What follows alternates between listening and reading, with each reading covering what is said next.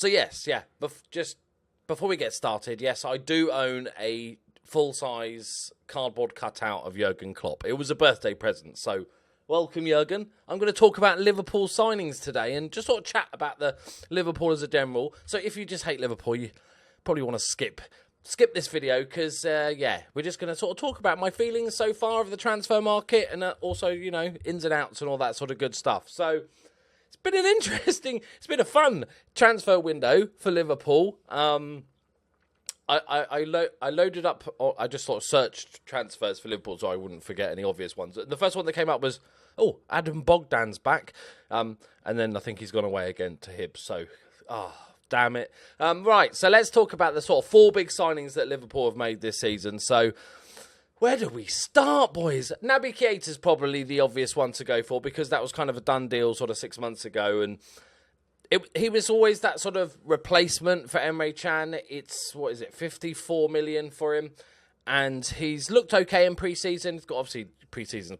You can't take too much into it. But 54 million. Emre Can is obviously left. I think that's a perfect replacement for him. I think he's going to be played more in that central role, but he could. I'm assuming. I haven't seen a massive... I'm not going to lie to you.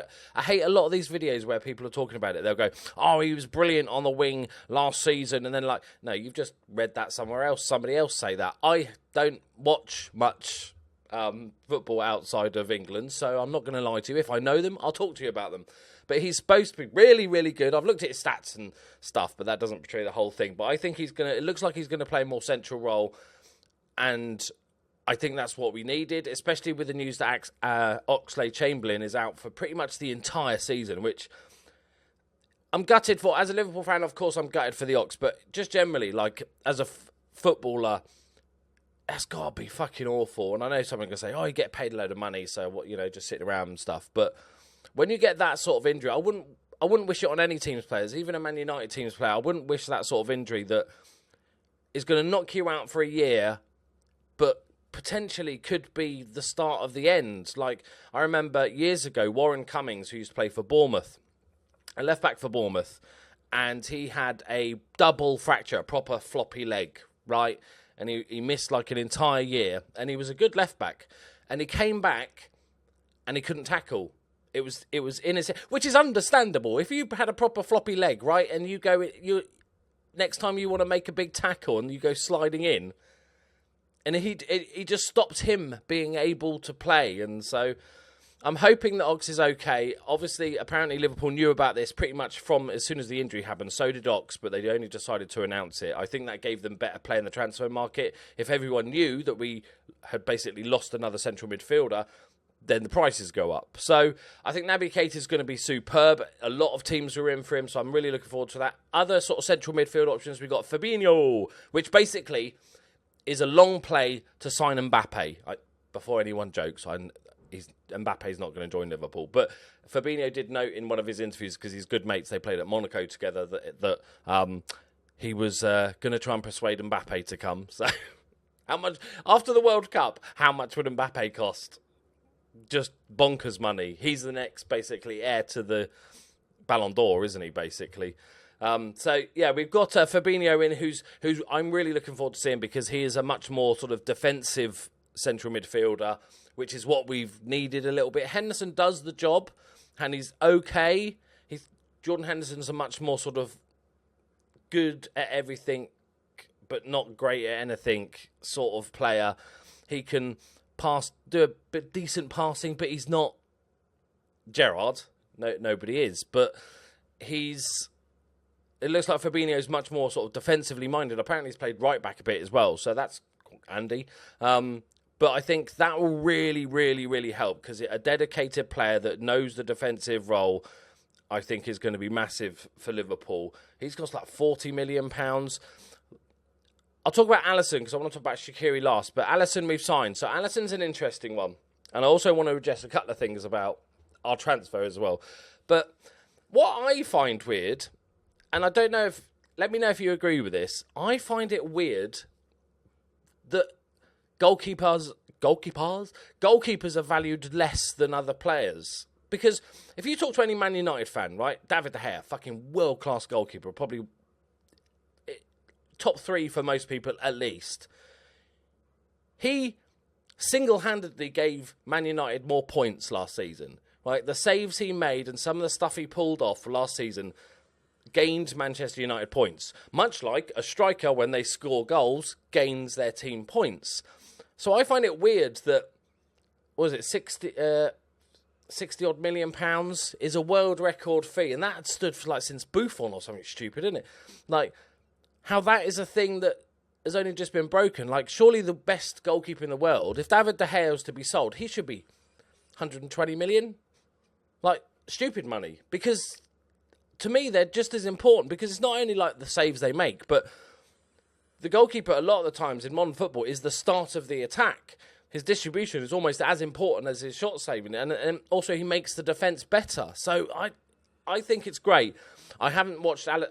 well, the only time I've watched Alisson was when we scored a shit ton of goals past him in the Champions League. So that wasn't the best introduction, but I've got to give props to Redmen TV, who made this amazing video on their website that basically we sat and watched every single goal that he'd conceded last season and every single save he'd made, and then a bunch of stats and stuff like that. And he does look absolute quality. There's always the question mark of, will he make it in the Premier League? You never know. That is in the will of the gods, because same with Karius. He was voted, second best goalkeeper in Germany the year before he came. So you'd go, look at that, that's brilliant. And obviously he did Karius things. But I just find I'm really happy with the signing. Fucking go for it. I'm all for spending a lot of money on a top-class goalkeeper. But I'd like to know your thoughts on the whole goalkeeper thing. Like, should goalkeepers be valued, like the best goalkeepers be valued as high as the best midfielders or the best attackers and stuff? I feel like they should. I don't see there's any reason why they shouldn't.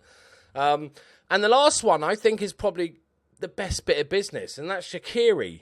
And because it was like, was it 13 million quid?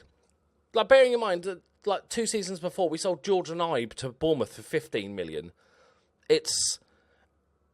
I think that is a really, really good signing. I think we needed a little bit more depth in that attacking side for Mane and Salah, and somebody that can play on those sides as well.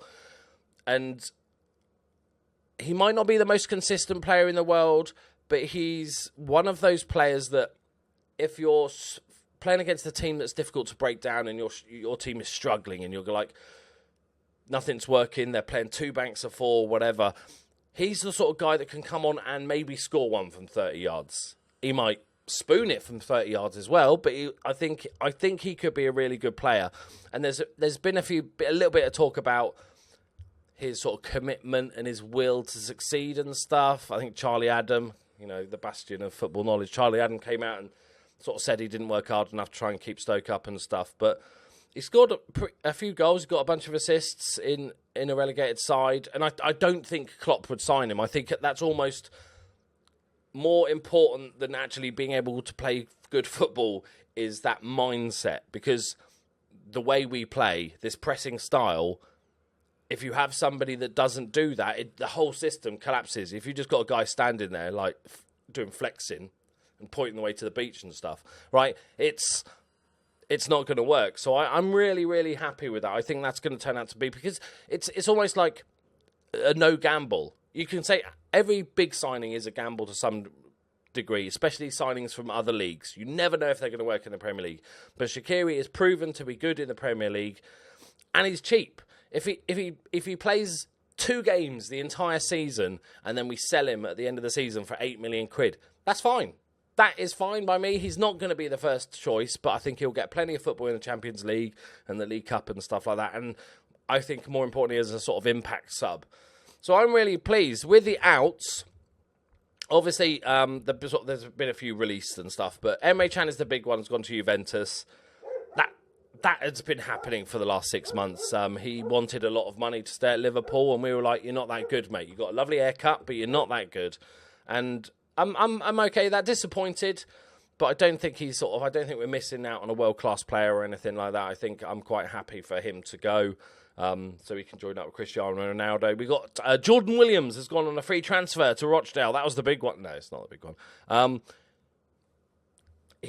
He was always that player. I saw him in pre-season and he looked all right. Every season in pre-season, it's like, he's developing. He might get... He's just not the level. I think he's a good player. I think he'll have a good career, but he's not the level. Then we get on to an interesting one. John Flanagan. Liverpool through and through, bleeds red. Well, we all bleed red, so that's quite a stupid thing to say. But, yeah, and then he had I can't even remember what the fucking drama shit was about him. He was being a dickhead, wasn't he? Yeah, he's never going to be good enough, is he? He had that bad injury, like I was talking about before. He had a really bad injury. I'm not even sure before then he was ever going to make it, maybe a squad player. But after all the sort of hoo-ha around him, I think it's time for him to go. He's actually gone to Rangers with Stevie Gerrard, which is interesting. That they take him on, but I think he'll be fine. He's like 25 or 26. I keep thinking of him as a young player. The last player I want to talk about is really an interesting one, really, is Danny Ward. Now, if you don't know, he's a goalkeeper, plays for Liverpool, but he didn't actually play for Liverpool. He just kind of turned up and had lunch in the cafeteria most of the time. And there was lots of Liverpool fans talking about giving him a first chance, especially after sort of Mignolet not being great, and then Karius. I could talk a lot about Karius, to be honest. I don't think he's half as bad as goalkeeper. He was great. 20 games before the Champions League final. If we'd just been knocked out of the Champions League and the season had ended, nobody would have been calling for a new goalkeeper, because Karius had a great 20 games. If you look at the stats for it, it's fine. So after the Karius incident, concussion, well, I don't care if it was concussion or fuck-ups, there was lots of talk about, well, give Danny Ward a chance then. He was on loan at, was it Huddersfield? Helped them get promoted, saved a penalty in the playoff final and all that sort of good stuff. And people were talking about maybe it's his sort of chance now that the other two goalkeepers have fucked up a bit. And but that's a gamble, isn't it? I think that's a bigger gamble than, say, signing a big-name goalkeeper and hoping for the best. I think if you just gamble that Danny Ward's going to be good enough, pre-season doesn't really prove anything. You can't say play him for 5 games in the pre-season and go, yeah, he's our number one. It's pre-season, right? It doesn't matter. It's fitness. And what's the point in spending all this money on all this attacking talent and new midfielders and all this sort of stuff if you then just gamble on the goalkeeper? If you're going to spend all that money, then spend a bit more and buy a top-quality goalkeeper that's proven. So that's what they've done. And I personally was in the camp of, I would have liked to have seen Danny Ward a bit more. I would have liked to have seen given a chance. But I wish him all the best. He's gone to Leicester, 12.5 million. That's paid for Shaqiri. A goalkeeper that's played like 2 games for Liverpool has paid for Shaqiri. So that's decent. There's lots of talk about Kasper Schmeichel leaving Leicester. So maybe that's where they're going. I can't believe that Danny Ward, a guy that's desperate to become the first team player of a team, would intentionally then move to a team that's smaller, where he's going to be second choice behind Kasper Schmeichel, because he will be. They're not going to drop him. So either they know they're going to lose Kasper Schmeichel, or Danny Ward's just happy to play second choice at another team. That seems weird. I've got to assume that he must have assurances that Kasper Schmeichel is actually going to be gone at the club, because why would you take the deal? I'd rather, if it was Danny Ward, go to a championship club where I'm guaranteed to be number one, because then you play well and a Premier League team will pick you up or you get promoted or whatever.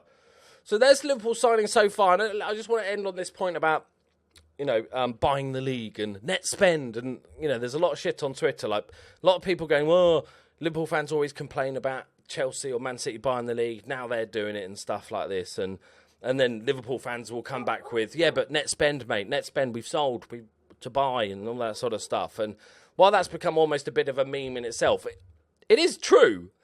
Like, we got 145 million for Coutinho, right? We've spent 230 odd million. I think our net spend since Klopp's there. I'm not saying we're not spending a lot of money. Of course we are. But the net spend in the last, 3-4 years is 200 million, which is not in any way absurd. And people also say that Klopp said he's not one for spending big money. He likes to do it different and stuff like this. And people are sort of jumping on that going, well, what are you doing now then? You spend a load of money. It's like, he's changed his mind. I know it's bonkers, but people can change their mind. He's probably looked at Man City and just says, we can't compete with Man City if we don't invest big. We can't just go, I'm going to try and get that sort of Belgian second division player for 2 million, hope he's our next greatest left back or whatever it is. So I think he's just realised we have to spend. And if you're a manager and your owners come to you and say, lads, you can have £100 million spent if you want. Most managers, apart from maybe Arsene Wenger, aren't going to say, nah, I'm all right, mate. Nah, I'm all right. I'm looking for that young kid from Sheffield United. Like, most managers are going to go, cool, I'll spend that. And like I said, unless you're Arsene Wenger. But I'm very excited for the season. I think it's going to be a really fun one. Regardless, I still think I'm going to do a pop-up sort of predictions video. But I think Liverpool, I don't think Liverpool are going to win the league. I think Man City are just too strong still. I think it'll be close. I think the gap will be closed. I think it'll be Manchester City to win it and then like Man United, Liverpool battling for second, but maybe less points behind, maybe 5-6 points behind as opposed to 300 points behind or whatever it was last season. So there you go. Let me know what you think, especially about the goalkeeper situation, like paying a large amount for a goalkeeper. I'm not just saying Alisson. I'm saying just as a general thing, should the top goalkeepers be worth the same amount of money as the top midfielders or strikers or defenders? You know, because Virgil van Dijk was 75 million. That was everybody's going nuts for that. Should defenders also be worth this? Like the best player for that role should be worth the same across the board, because I feel like they provide equal value just because they don't get the highlights of the goals. But let me know what you think. There you go, my friends. Thank you very much for watching. I'll see you in the next time. Bye-bye.